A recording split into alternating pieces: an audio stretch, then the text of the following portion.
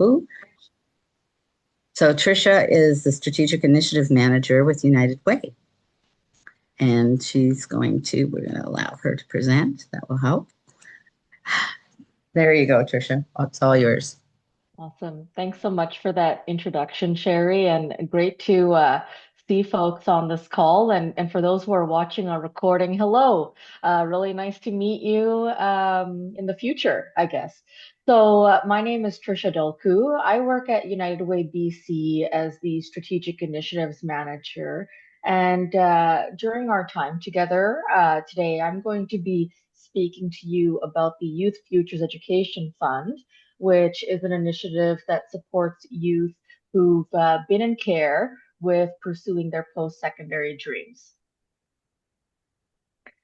So many of us know that post-secondary education can be incredibly expensive.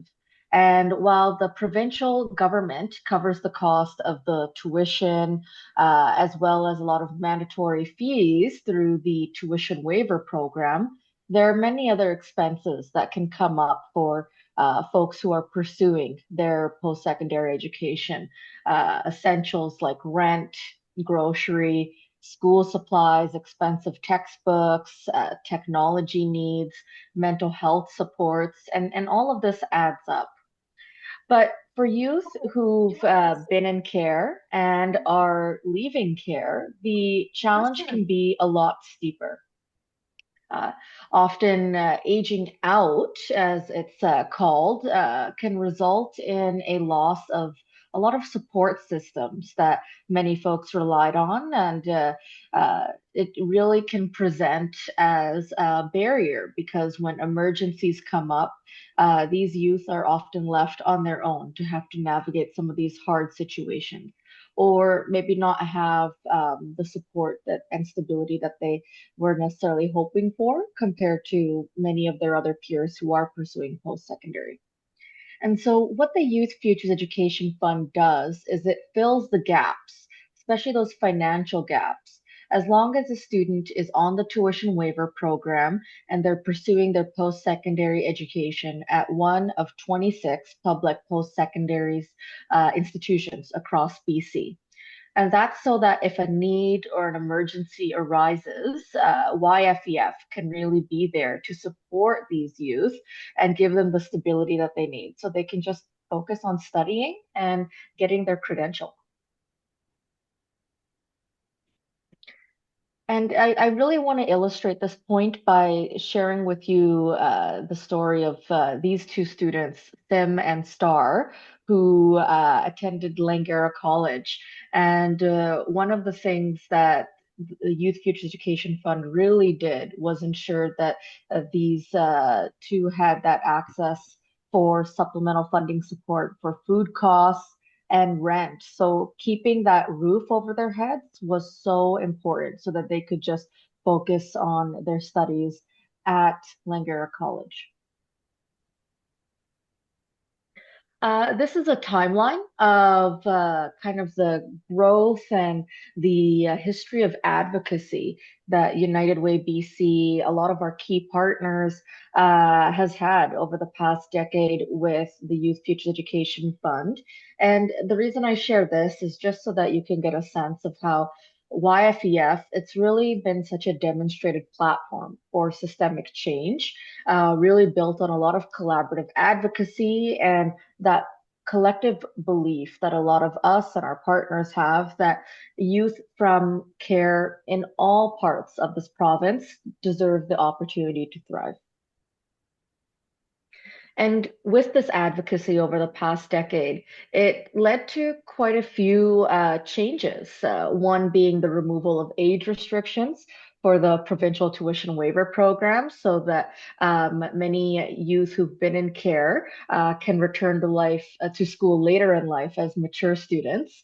The inclusion of all youth who turn 19, regardless of length of time in care, can access these supports, and the introduction of the lump sum, the $3,500 Learning for Futures grant at the start of the school year. There was also the launch of the SAGE program with staff supports available for navigation and life supports as well. And a lot of these changes, they have really reshaped the post-secondary landscape for youth and care in BC, but there's still a high need and a lot of support that a lot of these folks need. For example, while a lot of our post-secondary partners have reported a lot of students are accessing the Learning for Futures grant, a lot of data and feedback has shown that the LFG, the Learning for Futures grant, is often used to pay down high interest debt. And as it comes through as a lump sum at the start of the year, there are still a lot of these students who are accessing the Youth Futures Education Fund throughout the rest of the school year because post-secondary is just very expensive, and a lot of those living expenses are just climbing and climbing, especially with the current rate of inflation and a lot of those high costs that are coming through. And when I mentioned mature learners earlier, now being able to access the tuition waiver program and the Learning for Futures grant, and now also what I'm telling you about today, the Youth Futures Education Fund, I really want to illustrate this by sharing with you Ravensong's success story. Ravensong is a mature student. She completed her studies after 23 years and walked across the stage at Kwantlen Polytechnic University in June of 2024 and completing her associate arts degree as a grandmother of 10, as a 60s scoop survivor. It was a really major milestone for her. And I think this is one of those success stories that we can look to where, yes, Ravensong's perseverance and her willingness and desire and dream to go back and graduate was so pivotal. But when there are these kinds of supports in place, like the Youth Futures Education Fund, then students like this can actually achieve their dreams because they have that stability to just focus on what they need to do, which in this case is study.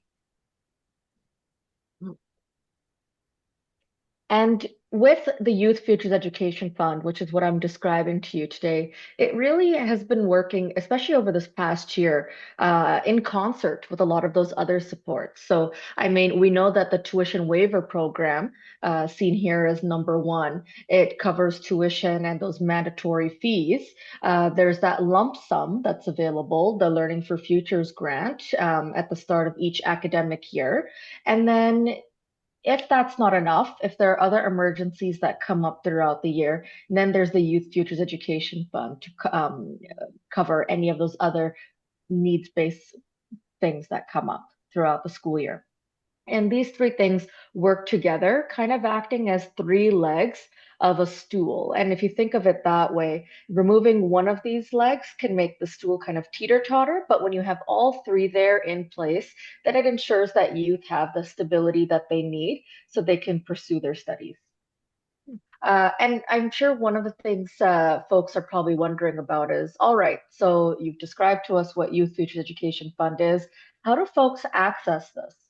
Well, one of the really cool things is that we've been working very closely with a lot of our post-secondary partners at those 26 public post-secondary institutions I described to you. We work very closely with their registrar and financial aid offices so that young people who've been in care can access YFEF supports. And one of the key ways that this works is ensuring that it's offered in a low barrier way where people don't have to relive, their story or any of those traumatic instances that might have occurred going through care. It's just a matter of going to that staff support at their institution and saying, hey, I have a need for YFEF support. This is how much I need. Can you help me get the funding? And in a very quick turnaround and amount of time, the youth are then able to get those funds deposited into their account so that they can use it for whatever they need. So there isn't any need for completing arduous paperwork, long forms, anything like that. It's just a matter of going to that staff person in the post-secondary registrar or financial aid department and asking and flagging that there's a need for YFEF support.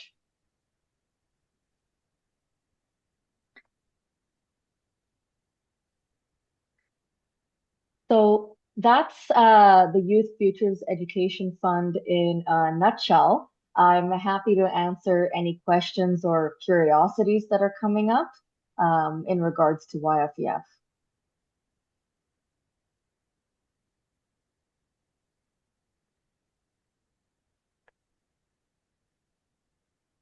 Hi, I'm Donna. A couple of questions. One of the grandparents in the Prince George Grandparents Raising Grandchildren group is saving money through an RESP, I believe it's called, Registered Education thing. Can this help in conjunction, or um, is it without the RESPs? So it could be in conjunction. So because they're already doing that saving, I'm assuming that the young person in their life maybe isn't yet at that post-secondary age yet. But once they are and they've registered and enrolled at a post-secondary institution, not only can they access the RESP savings that their grandparent has been putting together for them, but once they're enrolled and at the institution, they can go to their financial aid office and just connect with the staff there to get the YFEF support. Oh, okay. And what about part-time?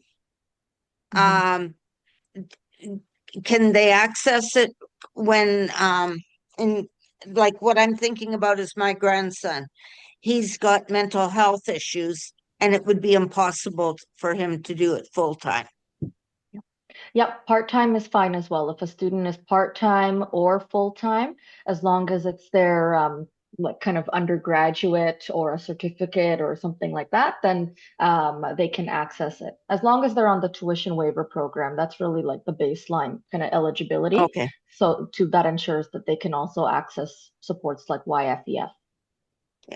And one other question. Oh, shoot. I should have written them down.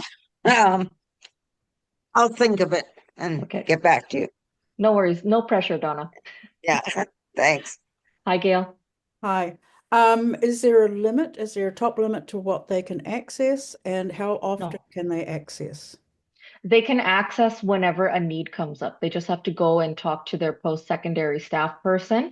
And in terms of the amount that a student can access, there isn't any limit. I mean, one of the things we've flagged in our annual reports is that because of the beauty of the fund being so low barrier, we've actually noticed quite a wide range in terms of the dollars that youth access it for. So we've had instances where some youth will access it for as low as $27 because they just need, support with a grocery bill just for like 1 week or something. And then we've had other instances where a youth can access the funding support and they can receive an allotment of like $10,000. And in that instance, that was because this youth did have to get some support with transportation needs because they were driving so far on the island to get from I think it was must have been like Port Hardy, driving all the way from there after taking care of some of family members to VIU in order to get to class, and they were doing that commute every day. And so that was an instance where they were able to access the fund and get that support so that they have that transportation component in place because that was vital. Without that, they wouldn't even be able to get to classes.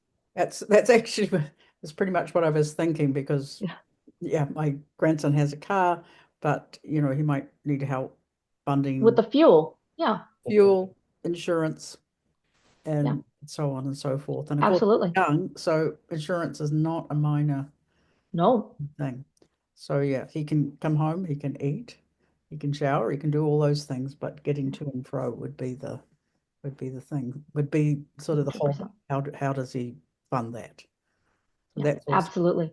And we have seen that come up where youth are using the fund for transportation supports. I mean, I know at a lot of institutions in the Lower Mainland, there is usually like a Compass card, UPass kind of component, but not every institution has that.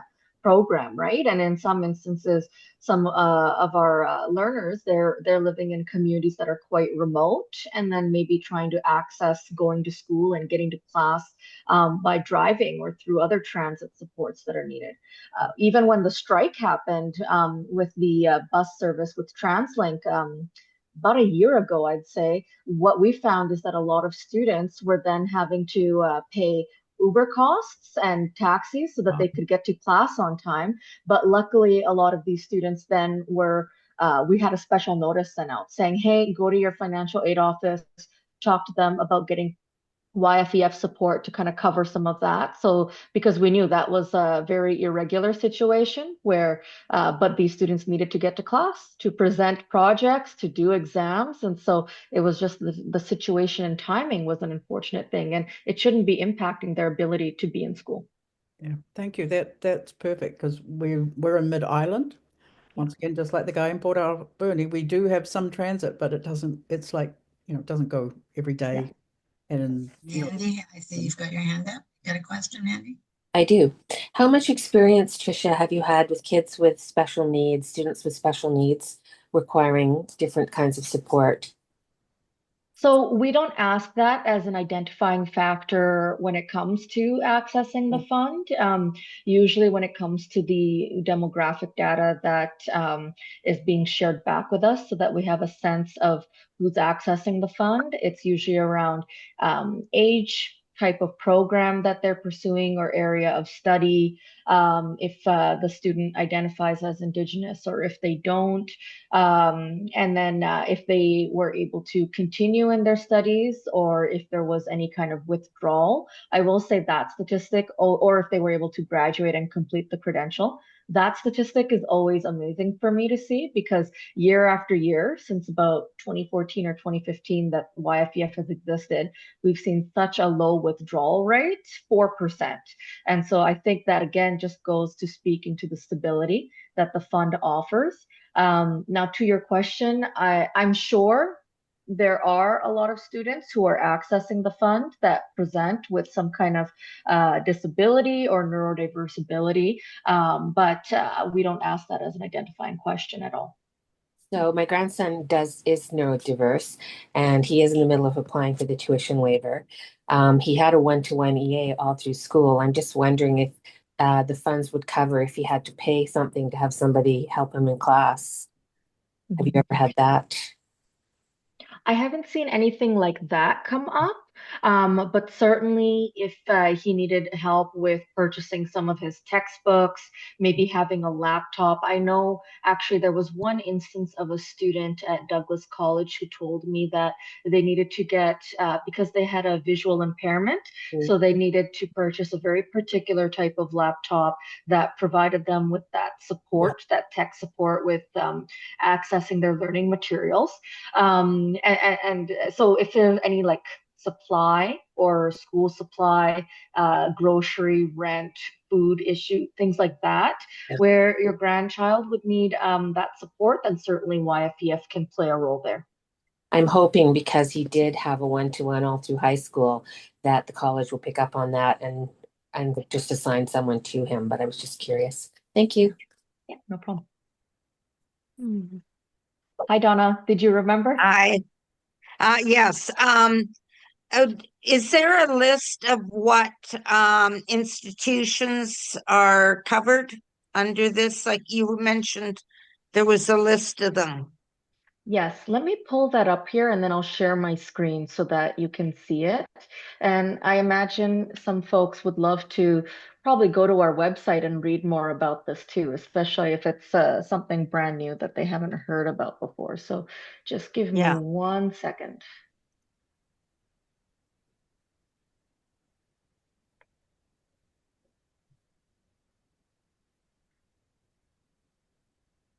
All right, so you can head to our website, uwbc.ca,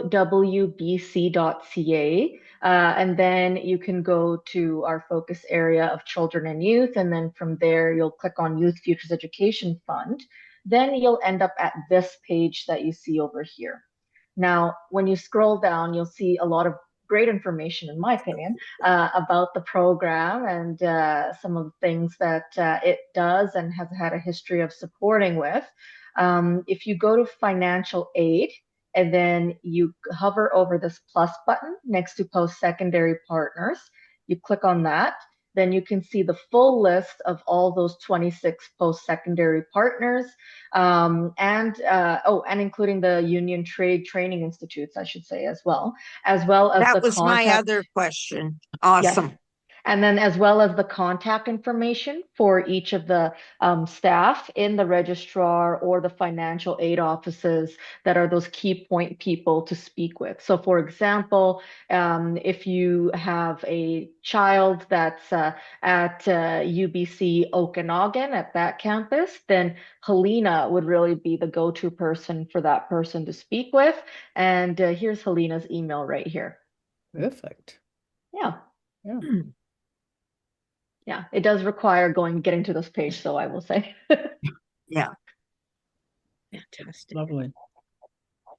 Trisha, can I ask you a question about the provincial tuition fee waiver? I'm not sure whether this is in your daily wag or not, but if you had applied in the past for it, and then when you go into your second year, I think you don't even have to reapply, but you do have to apply for the learner's grant. Mhm. So the youth learner grant. So if somebody missed getting into their classes in September, this has just happened to my grandson, and he's already applied for that monies, and he's on a bunch of wait lists. He's hoping that he'll get into some of the courses. And I'm just wondering if they will still process that grant for him or not. Oh, the LFG grant? Mm-hmm. That's a good question. I'm not entirely sure the answer to that, to be honest. That might be something to connect with student aid about to get clarity, because I know typically they focus on that being a lump sum payment at the start of the school year, right? So maybe Right. that's a component, but as long as your grandchild is on the tuition waiver program, and that was something. The reason why we're able to ensure that the fund is also low barrier is because as long as students are on the tuition waiver program, they would have identified that, or that would have been identified as a part of their admissions process. And so that's why a lot of our financial aid and registrar partners, they have that awareness of which students are then also by extension able to access YFEF. So your grandchild, as long as the TWP component has been completed, they're still they're able to access YFEF. So they can just speak to their institution staff point person and have a conversation with them about getting the YFEF funding support. Okay.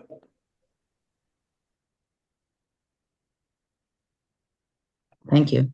Yeah. I'll follow up with, I'll get him to follow up with financial aid on the other grant. Hi, I'm just Welcome. wondering, I think I might have jumped the gun. So my granddaughter's only 16, and so she's going into grade 12 next year. She'll be doing partial 11 and 12. So I'm not sure if I jumped the gun already, but so if you can let me know that. But also, do I need to apply for this tuition waiver and get There, ready setting it up to do that? there is some paperwork involved with the TWP. Maybe some of your cohorts here who are familiar with that can speak a bit more to the paperwork that's involved. I will say that one of the things we've been hearing about is a lot of students who are then in that grade 11, grade 12 range, almost self-selecting out of even pursuing post-secondary, because yes, while the tuition waiver program is there are a lot of those other costs that I described earlier that weigh heavily on those students, on those young adults, and make them think, well,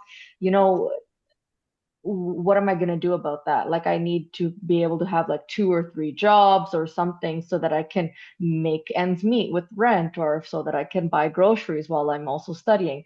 And so rather than which is one of the reasons why we've developed this high school package. And again, when you're on our website, you can click right here, learn more, and then a PDF document will come up. And this high school package, it's really designed to help bring more awareness to young adults about the option that YFEF offers in covering some of those other supplemental costs that'll come up. And we know that that shouldn't be a barrier for someone to think about pursuing education, but it's just greater awareness is needed so that young folks aren't selecting out of pursuing post-secondary.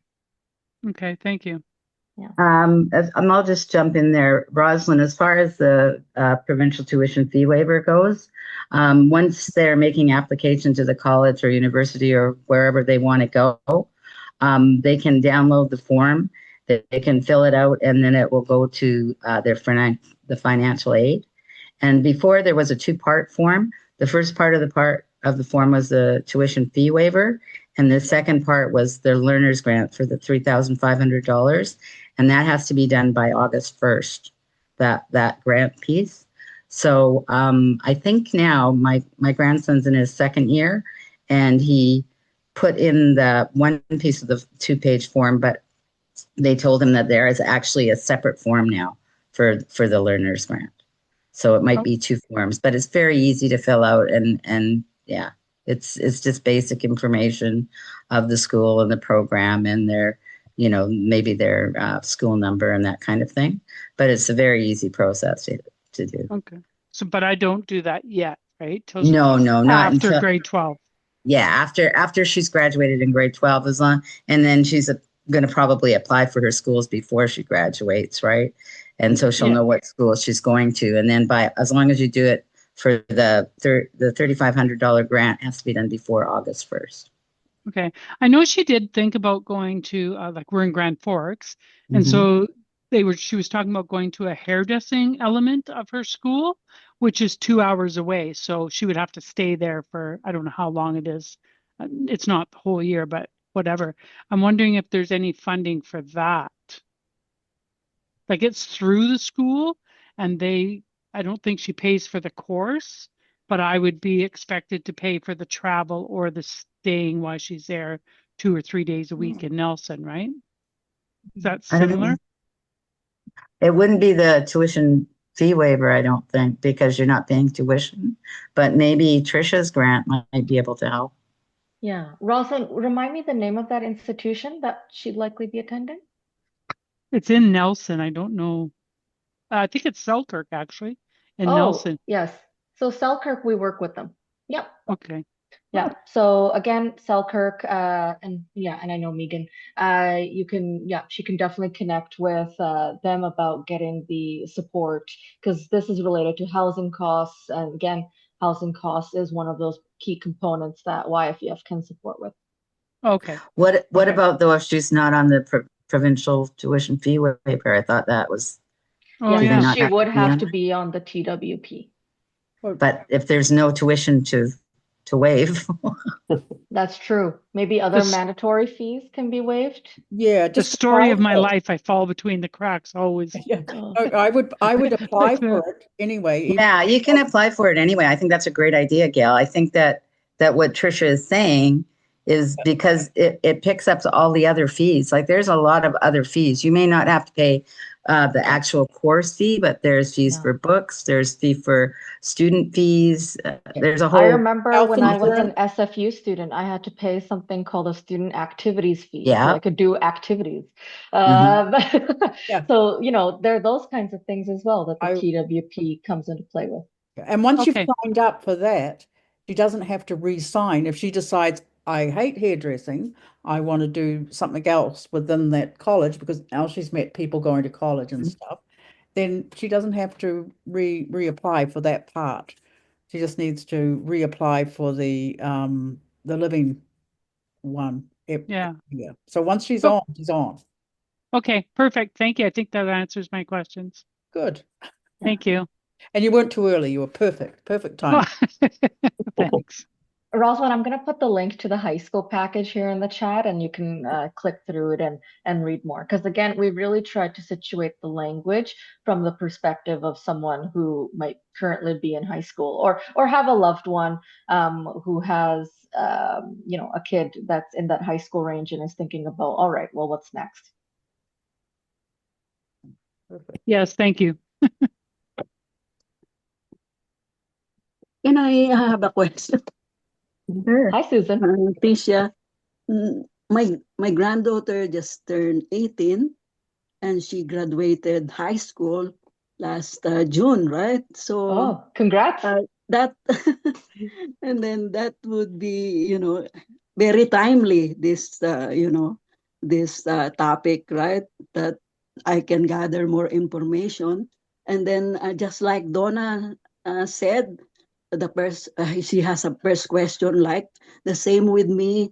I got her an RESP when she was like 1 year old. By that time she's not tied up with the MCFD by that time. So um that, is there any like Donna says, conjunction or what? So is there, I'm still qualified to have her tuition on this tuition waiver program? Yeah, as long as she's the paperwork's been completed for the tuition waiver program as part of the admissions process. There's no either or about, oh, well, if they're on this, then they can't access that. Your granddaughter could still use the RESP and everything that you've saved there, and then also just request YFEF support throughout the school year as needed. Mm-hmm. So I heard from Shari that we can have the form um by August 1st. Is that right? Yeah, before the Before September. So August. she's going in, is Yeah, she going in before. 2026? Yeah. Yeah. So Okay. before August 1st, that's for the youth learner grant. So that's a $3,500 lump Okay. sum that they get Mm-hmm. once a year. Yeah. Yeah. Thank you, Tisha. You're welcome. Thank you. Thank you.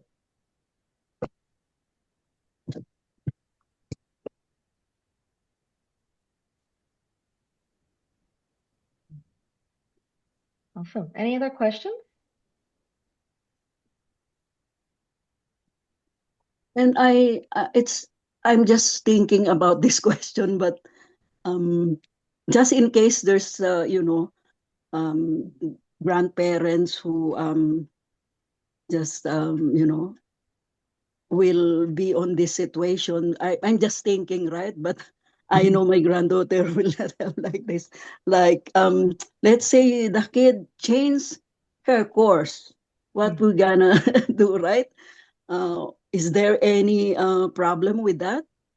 No, not at all. In fact, we've seen it with YFEF, where there are students who maybe started their post-secondary journey at TRU, and then they transferred over to KPU. Both of those are partner institutions that we work with for YFEF. And so, as long as the admissions process has been completed, they were on the tuition waiver program at one, and then they're on it for both, and then they're able to access the YFEF support. They just have to talk to their financial aid staff person. Mhm. Okay. And even when it comes to staying at the same institution and changing area of study, there are a lot of students that do that. Maybe they start off thinking, oh, okay, I want to go into engineering, and they realize, I'd rather go into business after they try a few classes. That's totally fine too. They're still on the tuition waiver program, which means they're still eligible for the Youth Futures Education Fund support. Okay.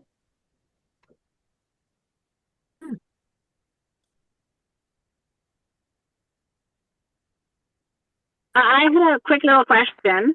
What if someone they qualify, but they haven't started any of the steps yet, and they heard about this and it's okay, maybe I can do this now. Yeah, Mom. Where should they start? So I would say step one is about applying to the post-secondary institution and then being accepted. As a part of that application process, and for admissions, they would have identified and gone through the TWP process for the tuition waiver program. And then from there, once they're at the institution, they can go and talk to their financial aid person or the person in the registrar office. It can vary a little bit from institution to institution whenever they need support via the Youth Futures Education Fund. Okay. So this the grant with the cutoff is August 1st, which is just around the corner. So with the how would Youth they- Futures Education Fund, there isn't any cutoff for applying. It's available year round. It's just a matter of going to the financial aid staff person and flagging that there's a need. I think the one that you're thinking of is the Learning for Futures grant, the $3,500 lump sum. Yes. Yeah. Yeah. Hmm. Okay. And then what about for younger kids who are just going into that later on and looking into that? Will there be grants for them, or is just this year offer? Oh, we've been in this space for the past 10 years. So I'm very confident that, we'll still be in this space, hopefully by the time Okay. your grandchildren are in that post-secondary Yeah. age range. So I would say for now, it's definitely good to have that awareness about all of these opportunities that are available. And all the options that are available, and really focusing on doing those applications and getting the admission into the post-secondary institution. That would be step one. Oh, that's great. Okay, that's good news. Awesome. Thank you so much. Of course.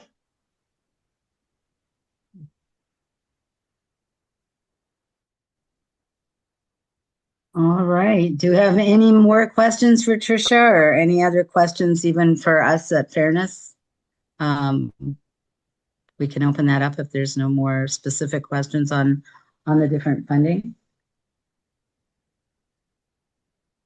Everybody's good? I'm not sure. I think my answer I've already got my answer. If you have somebody with a autistic, what would you call it? Recognition. Yeah, challenge. But like I don't know. I was told yes, it goes until age 25, but I don't know. Like I don't, from what I understand, there's no particular supports for that except from the institution. So I think I'm right on that. So yeah. So if they're not willing to share, then they're not going to get it. And so what happens if they don't finish their program because they're not willing to? Can they apply again? I think they're going to end up shooting themselves in the foot. I don't want to see them lose out. Yeah, that Can does you sound like explain a it very little bit more, Cheryl? So Yeah. can you explain your concern? So you have somebody that has autism that has applied to go into school, and you're worried that, and they What if qualify doesn't- for it? Well, I think he doesn't have, I think he thought he had plenty of time to go to the financial institution. So he needs to go there before the end of the month, right? Yeah, if he wants to get So that $3,500 grant. yeah, I think he's been putting it off. I think he needs to actually get it done. It's really hard to get him to go there. Has he been accepted into the course, Cheryl? Yes, he's got a seat. Oh, Great. Yeah. So the thing is, if you can get him to do that, the thing is that $3,500 can be used for whatever he needs Yeah. to support him. Yeah. So Well, that's he's going the to need money that could be used if you needed a tutor or somebody to be in class with him, or any of those kind of things that aren't covered by the other grants, right? Well, That would work for that. yeah, like if he's going into a program that requires certain equipment. I don't know. Mhm. I Yeah. don't know what you have to wear. What kind of tools do you Mhm. have to get? Yeah, What do you need those things for those courses? That's what I'm thinking of. for sure. mean, yeah. And And it's really YTF can quick to support apply. with So those just get them to tools. apply. Yeah. And YFEF can support with the purchase of those tools. Like I Mm-hmm. spoke about how it can be used for school supplies, right? Like Yeah. textbooks or even technology. During COVID, we found that there were a high number of students that were actually accessing YFEF support so they could buy a laptop, a webcam, those kinds of things, because so much of the learning had Hmm. pivoted to being virtual, right? And these students didn't have those kinds of tools in the past. Maybe they relied on, the school library computer or something before. So YFEF is there to support with all those kinds of school supply, technology needs, those tools that the students will need to support their learning, and also, some of those living expenses that can come up, like rent, like food and grocery, those kinds of things. Well, like for example, we he eats our food, and if he doesn't have clothing, well then we've been pinch hitting because he doesn't have any money left, and his option was to go and go on welfare because that's the only way he could see out. Mhm. And I'd rather not see him do that, but if that's what he has to do, um, I don't know if that is going to um, be a block or a problem if he's getting funding, if he applies for welfare. Does that take him off the list? No, it wouldn't take him off the list. We've even had students who, maybe they're at the trade school at Okanagan College or something, and they're about to go into their practicum component, and they've used YFEF to buy things like the safety steel-toed boots that they need for the practicum component. Because again, that's a school supply, right? That they need for being able to do that practical component of their learning. So, as long as they've gone through the process of getting admitted to the post-secondary institution, the admissions, it's already in there that they're on the tuition waiver program. They can access the Youth Futures Education Fund. And one of the things I really want to emphasize is these are three separate programs. The tuition waiver program, the Learning for Futures grant, which is the $3,500 lump sum payment, and both the TWP and the LFG are implemented by government, but the Youth Futures Education Fund, that's the United Way program that I was describing to you today. And that's available year round at those post-secondary institutions I described, as long as you just go to their financial aid officer or their registrar's office and flag that they have a need for support. So that's how to start it. To go to financial office, and suppose you need those those steel-toed boots, which he will need, and I don't know what else because he hasn't got a list. So okay, so when he does that, then he goes to the financial officer, and then they connect him with the Youth Futures Education Fund. Yeah, so they would then just talk to him and say, hey, all right, well, how much are the boots that you're thinking of buying? Oh, maybe they're 200 or 250. Then they're like, all right, let's make the arrangements to get that 200 or 250 into your account. Now you can go buy your boots. Thank you. That's great. Yeah. Yeah. Really, the goal is to keep YFEF as low barrier as possible. I know paperwork can be very cumbersome, and I'm someone who's privileged, right, as an able-bodied person, and so really want to make sure that there isn't that kind of barrier or coming up where folks have to go through that kind of process or even have to relive some stories or some instances to prove that there's a need. It's just about going to your financial aid officer and saying, hey, I've got a need. This is what's coming up. This is what I'm going to use it for. All right, here you go. And then quick turnaround. Excuse me. Trisha, one of the things I was really interested in is if somebody's doing like a welding ticket and they have to do tests, would that cover that as well? Because I know when they have people come in to do these different tests, it can be quite expensive. Can you describe the tests a bit more? I'm not a welder. I don't know. Yeah, no, and I think it probably happens in lots of the different apprenticeship programs, maybe that when they're doing a specific trade that they have to go through different levels. But in welding, they have different types of materials they can weld. So for each test that you take, they charge you X amount of dollars. And somebody has to come in from the union and test and make sure if you pass a test, then they'll give you a little certificate saying you can weld And pipes or that's you not can covered weld under the aluminum. tuition waiver and extra. Sherry? Exams. I don't know if it would be part of the tuition fee waiver. I don't think so because it's an add-on that's not an expense of the school. Like the money's not going to the school. I think the money's going outside the school to the union or whatever it is. So I was just wondering if that could be something that this Youth Future Education Fund could maybe be used for. You know, it reminds me of an instance. We had a student at UBC who was who had just completed this amazing research project, and they really wanted to attend this conference and present that research at the conference, but the Mhm. fee was the barrier, the fee for the conference.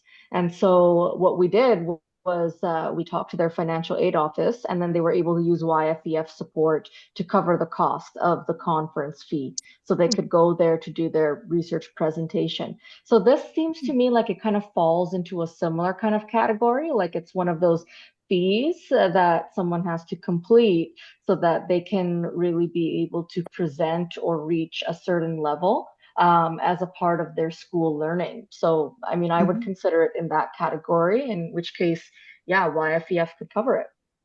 Cool. That's really good to know. Yeah. Yeah. Yeah. Okay. Okay, we'll do one more sweep. Any more questions for Trisha? I know sometimes it takes a while to think of. Yeah. And if you have any One more, questions after, go ahead, Donna. one more thing is the youth um, Futures Education Fund is up to 25 There's no age or restriction. So now that the age restriction has been removed, I think as of March or April 2023 by government, when it comes to Mhm. tuition waiver program, then anyone at any age, regardless of the amount of time spent in care, can access the Youth Futures Education Fund as well.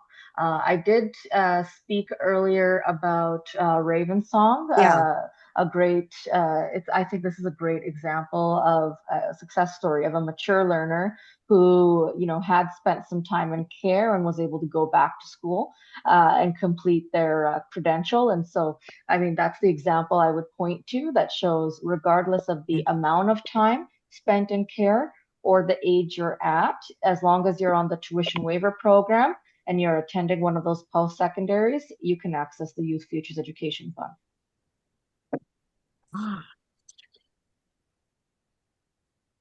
Thanks. Yeah. Yeah, no problem, Donna. What I was going to say is if you guys have any questions that come up after we go off air, you can definitely send them to me and I can forward them to Trisha and get answers back for you. So I think everybody's asked their questions now. So thank you very much, Trisha. This was awesome. And I'm so glad that we got together to learn about this. And I'm even more glad that we're going to get to share it with everybody on our website. We will send out a thing to all our members and give them the link once we get it up on our website, because I know there's lots of people that don't know about this. And it's always a good thing to reiterate the 3 items as well, not just the one, but we really appreciate everything that United Way is doing. And it's wonderful to know that they're taking care of our kids. Well, thank you, Sherry, and everyone on this call for taking the time to listen to me today. And even if you're listening to this recording later, thanks for listening and being willing to learn more about supports like the Youth Futures Education Fund and really giving me and United Way this platform to help share about this resource. If there are any questions that come up about the Youth Futures Education Fund, yes, of course, feel free to connect with Sherry. You can also head to our website right here, uwbc.ca. /program/Youth Futures Education Fund. And you can learn a lot more there. And there's also a lot of that great contact info for all of our partners, as well as myself there, and happy to answer any questions. Super. Thank you very much. Awesome. Have a great rest of your day, everyone. Thanks so much. Thank See you. you. Thank you. Thank Thank you. you. I gotta stop. And does anybody have any questions for